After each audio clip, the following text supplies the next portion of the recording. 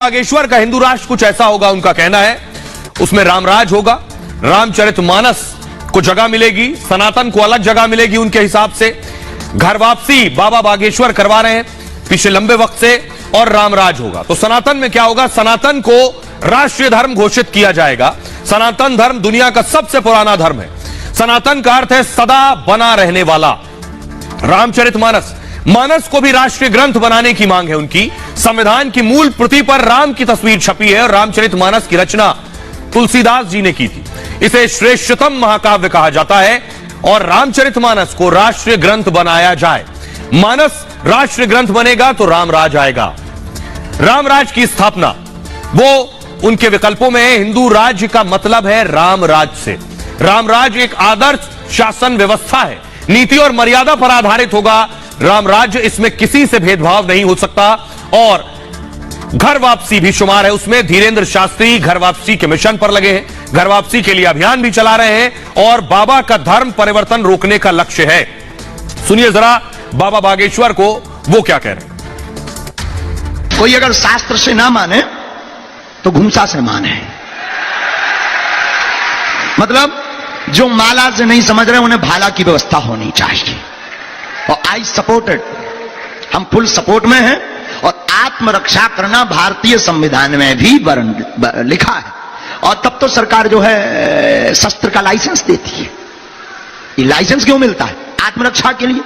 भाला और माला इसलिए रखना है, माला से हिंदू राष्ट्र बनाना है, और जब ना बने तो भाला से आत्मरक्षा करनी है ताकि मिलेच्छ नजदीक न आ पाए। और कुछ तस्वीरें आपको दिखाने जा रहा हूं। बाबा बागेश्वर हिंदू राष्ट्र की बात कर रहे हैं। देश में आज हनुमान जयंती के लिए जो तस्वीरें सामने आई वो दिखा रहा हूं। ये आप देख रहे हैं हनुमान जयंती भव्य तरीके से मनाई गई शोभा यात्रा के साथ। ये मध्य प्रदेश के भोपाल की तस्वीर मैं आपको दिखा रहा हूं। अगली तस्वीर दिखाइए। ये आप देख रहे हैं योगी के राज उत्तर प्रदेश के लखनऊ की तस्वीर आप देख रहे हैं। लखनऊ में सड़कों पर शोभा यात्रा इस तरह से जश्न और हर्षोल्लास के साथ निकली। अगली तस्वीर दिखाइए। ये तस्वीर मैं आपको दिल्ली की दिखा रहा हूं। दिल्ली के नंद नगरी की तस्वीर है जहां शोभा यात्रा निकली। अब अगली तस्वीर मैं आपको दिखाने जा रहा हूं उस जगह की जहां पिछले साल हिंसा हुई थी। अगली तस्वीर दिखाइए। ये तस्वीर आप देख रहे हैं, ये जहांगीरपुरी की तस्वीर मैं आपको दिखा रहा हूं। जहांगीरपुरी में पिछले साल हिंसा हुई थी। आज जहांगीरपुरी में कैसे शोभा यात्रा निकली है ये देखिए जरा। जहांगीरपुरी इसलिए खास है, ये तस्वीरें देखिए। पिछले साल हनुमान जयंती के मौके पर जहांगीरपुरी में शोभा यात्रा के दौरान हिंसा भी हुई थी और यात्रा जैसे एक मस्जिद क्षेत्र से गुजरी तो उस वक्त पथराव शुरू हुआ, फिर झड़प शुरू हो गई। हिंसा में कम से कम 8 पुलिसकर्मी और 1 व्यक्ति घायल हुआ था। पिछले साल की हिंसा को देखते हुए इस साल हनुमान जयंती पर पुलिस पूरी तरह से अलर्ट थी। भारी सुरक्षा के बीच जहांगीरपुरी में हनुमान जयंती पर भगवा झंडे के साथ शोभा यात्रा निकाली गई। दिल्ली पुलिस ने केवल 200 मीटर तक यात्रा निकालने की इजाजत दी। शोभा यात्रा में हजारों लोग शामिल हुए।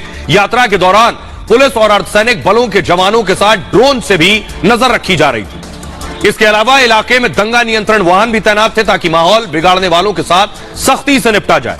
भाजपा नेता कपिल मिश्रा भी यात्रा में पहुंचे और पुलिस सुरक्षा को लेकर सतर्क हो गई। पुलिस अधिकारियों ने कपिल मिश्रा से बात की और उनके को शांतिपूर्वक शोभा यात्रा में शामिल होने की इजाजत दी। सुनिए जरा कपिल को। अद्भुत यात्रा है। हनुमान भक्तों का जोश, राम भक्तों का जोश, उत्साह, ऊर्जा और दिल्ली पुलिस की जबरदस्त सुरक्षा व्यवस्था। मैं आभार व्यक्त करना चाहता हूं दिल्ली पुलिस और सुरक्षा एजेंसियों का। कुछ लोगों को लगता था कि जहांगीरपुरी में एक बार विघ्न डालेंगे और शोभा यात्रा रुक जाएगी, लेकिन दिल्ली पुलिस ने भूतपूर्व सुरक्षा व्यवस्था की है। राम भक्तों का जोश है, हजारों हजार लोग यहाँ पर आए हैं कि कोई भी पथराव करके, विघ्न डाल के अगर ये सोचेगा कि हमारे त्योहार रुक जाएंगे तो वो रोक नहीं सकता है। पूरे उत्साह के साथ शोभा यात्रा निकलेगी। तो दिल्ली में आपने देख लिया। अब आपको लिए चलता हूं ऐसे राज्य में जहां अमूमन इस तरह की तस्वीरें नहीं दिखती हैं। ये देखिए, ये बंगाल की तस्वीरें दिखा रहा हूं। ममता बनर्जी के बंगाल में हनुमान चालीसा का पाठ हो रहा है। फुल स्क्रीन लीजिए जरा। बंगाल में हनुमान चालीसा, बीजेपी के नेता लोकेट चटर्जी बैठी।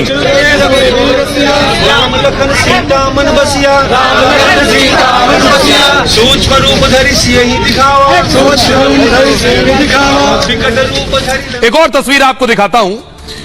उद्धव सरकार में हनुमान चालीसा पढ़ने को लेकर नवनीत राणा गिरफ्तार हो गई थी। सरकार बदल गई है, अब शिंदे की सरकार आ गई है। अगली तस्वीर दिखाई जरा। आज हनुमान चालीसा का पाठ नवनीत राणा ने किया। फुल स्क्रीन लीजिए जरा। नवनीत राणा अपने पति के साथ हनुमान चालीसा के पाठ पर बैठी।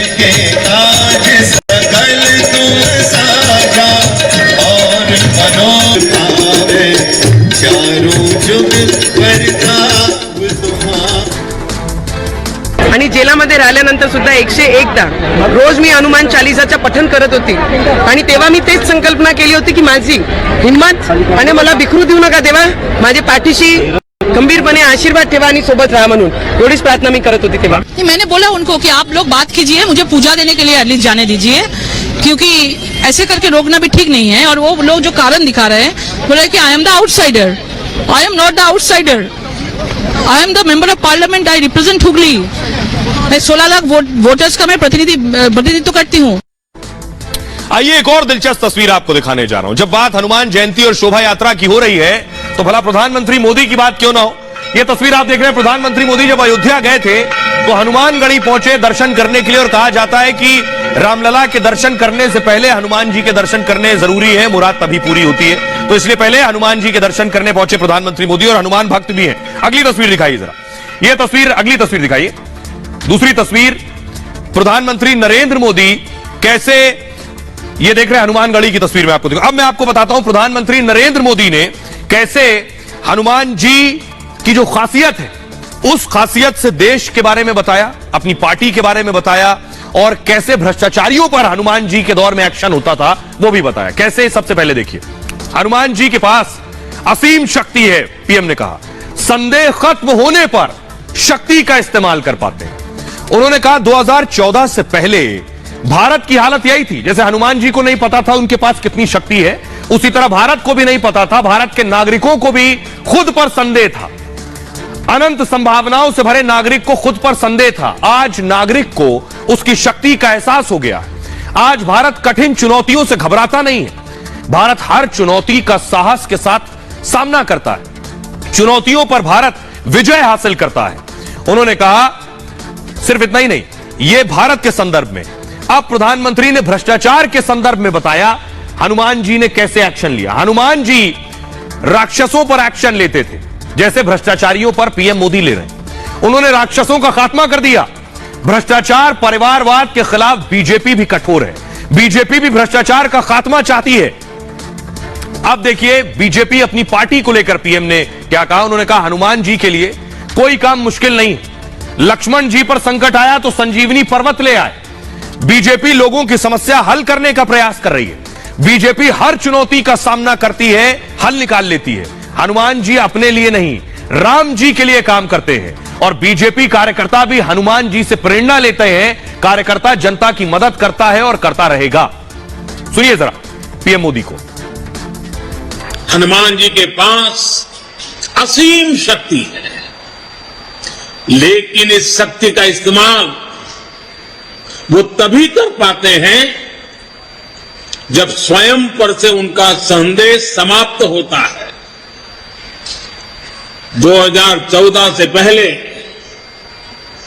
भारत की भी तो यही स्थिति थी, अथाह सामर्थ्य से भरपूर, लेकिन अनहों से घिरा हुआ देश का नागरिक।